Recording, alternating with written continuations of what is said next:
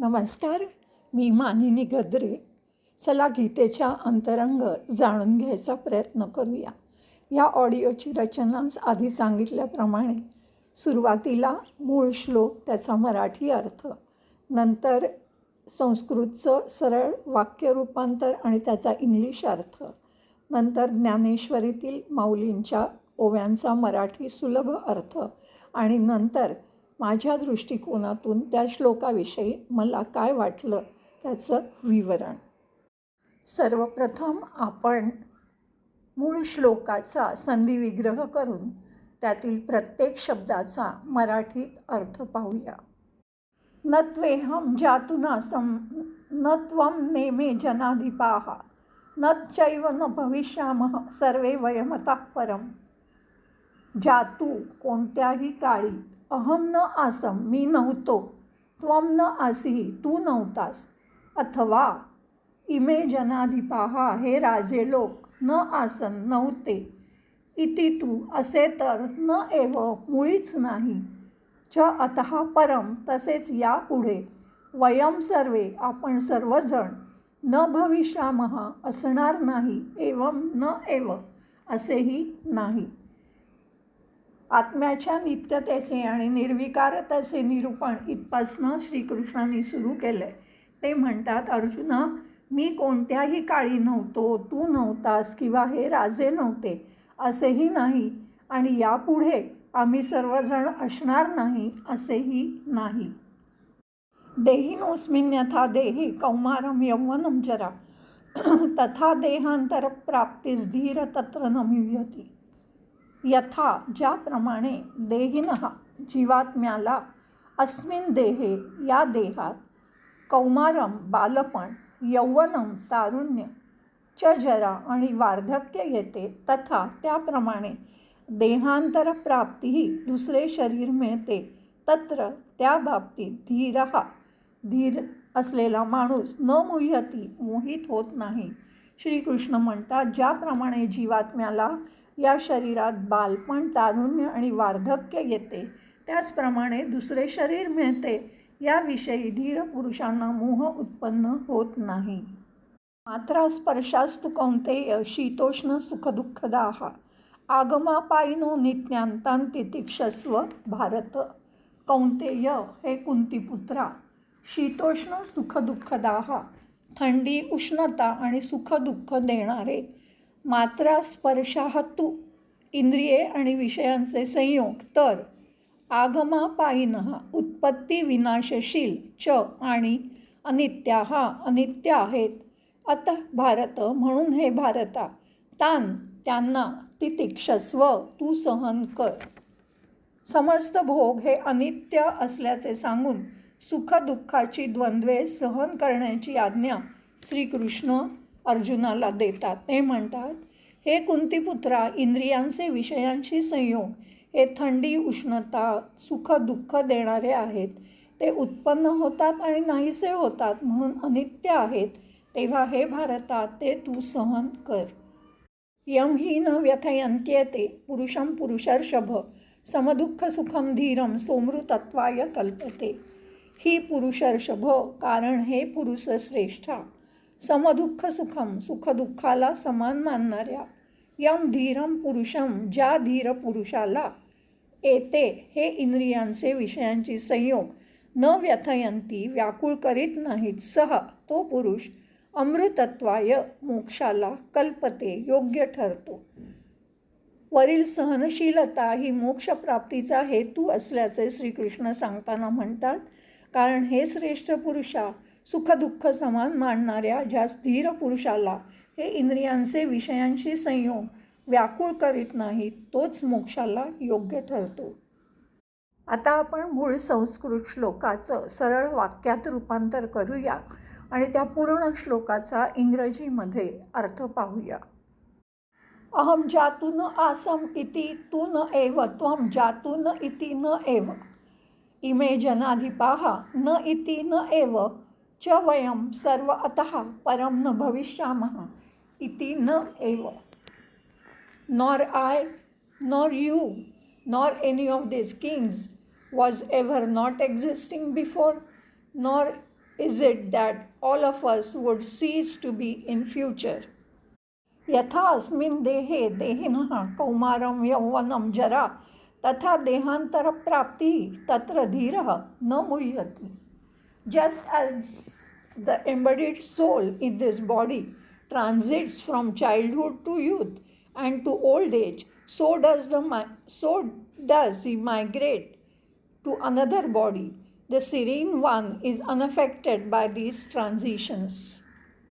कौंतेय तू मात्रा स्पर्शः शीत उष्ण सुख दुःखदाः आगम अपायिनः अनित्याः अत्तान् तितिक्षस्व. Krishna said, Kaunteya, the contacts of senses with their respective sense objects inevitably cause the perturbations due to play of opposites such as heat and cold, pain and pleasure. They are transients, that is, they just rise and set, the impermanent Bharata, and are impermanent. Bharata, endure them bravely, transcend them. पुरुषर्षभ हि यं समदुःख सुखम धीरम पुरुषम एते न व्यथयन्ति सः अमृतत्वाय कल्पते. Arjuna, that man whom these transitory perturbations do not affect, who is equipoised in pain and pleasure, is worthy to realize the transcending reality, that is the real self. आता आपण याच श्लोकाच्या संदर्भात माऊलींनी ज्ञानेश्वरीमध्ये रचलेला ओव्यांचा सुलभ असा मराठीत अर्थ समजून घेऊया. न त्वेवाहं जातुनासं न त्वं नेमे जनाधिपाः न चैव न भविष्यामः सर्वे वयमतः परम्. कृष्ण म्हणाले, हे सगळे जे राजे तुला दिसत आहेत ते नेहमी राहतील किंवा मरतील ही भ्रांती सोडून दे. हे लक्षात ठेव की ह्या दोन्ही स्थिती ह्या भासमात्र आहेत. मायेमुळे काहीतरी उत्पन्न होतं आहे किंवा कसला तरी विनाश होतं आहे असं वाटतं, पण जो आत्मा आहे तो अविनाशी आहे. अर्जुना, जर पाण्याला वाऱ्याने हलवलं तर त्याला लाटेचा आकार येतो, तर तिथे काय लाट जन्मली असं म्हणशील? पण जेव्हा वारा हलायचा थांबेल, त्याची कंप हालचाल थांबेल, तेव्हा ते स्थिर होईल. अंती ते पाणीच आहे. मग तू सांग आता मला, लाट निर्माण झाली किंवा संपली असं काही झालं का? तो केवळ भास झाला. पाणी आहे तसंच आहे. ते खरोखर तू विचार कर की तिथे काही निर्माण झालं का किंवा काही नष्ट झालं का याचा नीट विचार कर. देहिनोऽस्मिन् यथा देहे कौमारं यौवनं जरा तथा देहांतरप्राप्तिस् धीरस्तत्र न मुह्यति. अरे धनंजया, देह एक असला तरी त्याच्यामध्ये आपल्याला वयाचे भेद दिसतात. प्रत्यक्ष ह्याचं प्रमाण आहे, तुझ्यासमोर आहे की या देह जेव्हा जन्माला येतो तेव्हा त्याच्यामध्ये बालपण दिसतं. पुढे जेव्हा तो देह तरुण होतो तेव्हा बालपण नष्ट झाल्यासारखं वाटतं. पुढे तो मोठा झाला की वृद्धपण आपल्याला तिथे दिसतं. हा देह एकेका दशेमधनं जात असतो, पण त्याच्यामधनं तो काही नाश पावत नसतो. त्याच्या आत जे चैतन्य असतं त्याचा कधीही नाश होत नाही. कितीही देह नाशिवंत आहे, पण आतलं चैतन्य मात्र अमर आहे. त्या चैतन्याची सत्ता, अस्तित्व, वास हे सतत आहे.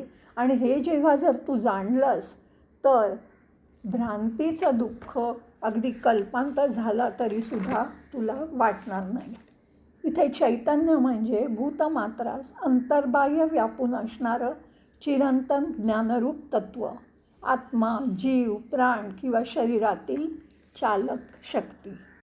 मात्रा स्पर्शास्तु कौंतेय शीतोष्ण सुखदुःखदाः आगमापायिनो नित्यान् तान् तितिक्षस्व भारत.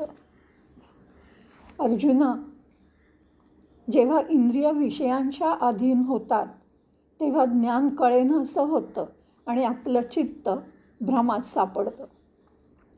इंद्रिय विषयांमध्ये अडकली की तिथे हर्ष आणि शोक निर्माण होतो आणि त्याचा संगती झाली की आपल्या अंतरंगामध्ये भ्रम निर्माण होतो. हे विषय जे आहेत त्यांच्यामध्ये एक भाव नसतो. कधी सुख असतं तर कधी दुःख दिसतं. आता शब्दाचा विचार केलास तर त्याची व्याप्ती केवढी आहे बघ. निंदा आणि स्तुती दोन्ही शब्द करू शकतात. कानाने जेव्हा निंदा ऐकतो तेव्हा आपल्याला राग येतो, पण जेव्हा आपली स्तुती कोण ऐकतो तेव्हा आपल्या अंतरंगात प्रीती उगवते. स्पर्शाचा विचार केलास तर कोमल आणि कठीण. जेव्हा त्वचेला कोमल स्पर्श होतो तेव्हा आनंद होतो आणि कठीण स्पर्श झाला तर मनाला खेद वाटतो. रूपाचा विचार केलास तर काही रूप भयंकर असतात तर काही छान असतात. ती जीवाला कधी सुख देतात तर कधी दुःख देतात जेव्हा आपण डोळ्यांनी त्या बघतो. आता वासाचा विचार केलास, गंधाचा विचार केलास तर तो सुद्धा सुगंध आणि दुर्गंध असा असतो. जेव्हा नाकाद्वारे सुगंध येतो तेव्हा आपल्याला आनंद वाटतो, पण दुर्गंध आला की त्रास जाणवतो. म्हणून अर्जुना, जेव्हा विषयाशी संग होतो तेव्हा आपण अधोमार्गाला लागतो. शीत उष्ण अशी द्वंद्वात आपण सापडतो आणि त्याच्यामुळे सुख आणि दुःख आपल्याला प्राप्त होतात. या इंद्रियांची जन्मजात खोड अशी आहे की त्यांना विषयांवाचून दुसरं काहीच गोड वाटत नाही. खरं म्हणजे हे विषय म्हणजे मृगजळासारखे आहेत. जसा स्वप्नात इंद्राचा ऐरावत दिसावा की जो अस्तित्वातच नाही, जो नाशिवंत आहे, असं असताना तू ह्यांचा संग धरू नकोस आणि त्याचा तू त्याग लगेच कर. विषय म्हणजे पंचज्ञानेंद्रियांनी मनाला जाणवणाऱ्या कळणाऱ्या गोष्टी किंवा वस्तू. विषयांचे ज्ञानेंद्रियास अनुसरून 5 प्रकार होतात: शब्द, स्पर्श, रूप, रस आणि गंध. ह्यापैकी प्रत्येकातील काही प्रिय वाटतात म्हणजे आपल्याला मिळावे असे वाटते, तर काही अप्रिय वाटतात म्हणजे नकोसे वाटतात. यांच्यापासून काही सुख आणि काही दुःख मिळते, तर मुख्यतः आत्मस्वरूपाची विस्मृती होते. आत्मसुख मिळेनासे किंवा कळेनासे होते. यम ही न व्यथयन्त्येते पुरुषं पुरुषर्षभ समदुःख सुखम धीरम सोमृतत्वाय कल्पते. पार्था, जो ह्या विषयाच्या अधीन होत नाही आणि सुखदुःखामधून त्याला समान मानतो, त्या धीर पुरुषाला परत जन्म घ्यावा लागत नाही, परत गर्भवास सोसावा लागत नाही. विषयांच्या पाशातून तो सुटतो आणि तो मग मोक्षाला योग्य ठरतो. आता या श्लोकाबद्दल माझ्या दृष्टिकोनातून मला काय वाटतं ते आपण पाहूया. गीतेमध्ये 11 ते 30 या श्लोकांमध्ये आत्मा नित्य आहे, निर्विकार आहे याचं वर्णन केलेलं आपल्याला दिसतं. गीतेत त्या दिव्य तत्वाला कधी आत्मा, कधी क्षेत्रज्ञ, कधी पुरुष असं म्हटलं आहे. आता ह्या 12, 13, 14, 15 मध्ये कृष्ण सांगायचा प्रयत्न करतात की जे स्वजन बघून तू स्वधर्म विसरला आहेस अर्जुना, भ्रमित झाला आहेस, ते सगळं भासमय आहे. फक्त आत्माच नित्य आणि निर्विकार आहे आणि केवळ मायेच्या योगाने हे भासमय विश्व दृश्यमान झालं आहे. मूळ जो भासच आहे, जे खरंच नाही, तर ते नाहीसं होईल म्हणून शोक करणं अगदी अयोग्य आहे. हे चक्र अविरत चालूच आहे. बालपण, यौवन, म्हातारपण आणि देहांतर. आपल्याला गीतेमध्ये अशी अनेक चक्र एकामागे एक दिसतात. हे पहिलं चक्र बघा. पण या अवस्थांमध्ये कृष्ण म्हणतात, जर आपण इंद्रियांचा त्यांच्या विषयांशी संयोग होऊ दिला तर आपण सुखदुःखादी द्वंद्वांमध्ये सापडतो. आता आपली 5 ज्ञानेंद्रिय आहेत, त्यांचे शब्द, रूप, स्पर्श, रस आणि गंध हे वेगवेगळे आपण ज्ञानेश्वरीमध्ये त्याचं एक्सप्लेनेशन, उदाहरणं बघितली. तर पण जर आपण जेव्हा एखाद्या गोष्टीकडे हे सगळं भासमय आहे, माया आहे, असं जर सतत साक्षीभावाने बघत राहिलो तर आपण मुक्त होऊ शकतो. ह्या श्लोकांमधला सगळ्यात महत्त्वाचा शब्द आहे तो म्हणजे तितिक्षस्व. अर्जुनाला ते सांगतायत की हे तुझे जे आवेग येत आहेत, तुला दुःख होत आहे, दैन्य येत आहे, ते सगळं तू सहन कर. आता आपल्याला जर हे ॲप्लाय करायचं झालं तर गेल्या 2 वर्षामध्ये सुद्धा ही तितिक्षा बाह्य कारणांमुळे सॉर्ट ऑफ लादली गेली. पण नीट बघितलं तर खूपशा गोष्टींपासून आपल्याला या काळामध्ये मुक्ती पण मिळाली. उदाहरणार्थ पोल्युशनपासून मुक्ती मिळाली, खूपसं कमी झालं. उगाच जे शॉपिंग करायला भटकत होतो तो शॉपिंगचा खर्च कमी झाला. बाहेरच्या खाण्यापासून मुक्ती मिळाली. शांत राहून विचार करायला भरपूर वेळ मिळाला. आणि माझ्या बाबतीत बोलायचं झालं तर हे ज्ञानेश्वरी वगैरे सगळं एकत्र ऑडिओ रेकॉर्डिंग करण्याचं कार्य ह्या 2 वर्षामध्ये माझ्या हातून घडलं. त्यामुळे जर आपण आलेलं संकट किंवा जे काही आपल्यासमोर विषय येतात ते भासमय मानून जर तितिक्षा केली की हे चक्र चालू आहे अशा दृष्टीने, त्रयस्थ दृष्टीने किंवा साक्षीभावाने जर बघितलं तर खरोखरच हळूहळू आपण ह्या अटॅचमेंटपासून आलिप्तपासून अलिप्तकडे वाटचाल सुरू करू शकतो. गीतार्थ जाणून घ्यायला पुन्हा भेटूया. मनःपूर्वक धन्यवाद.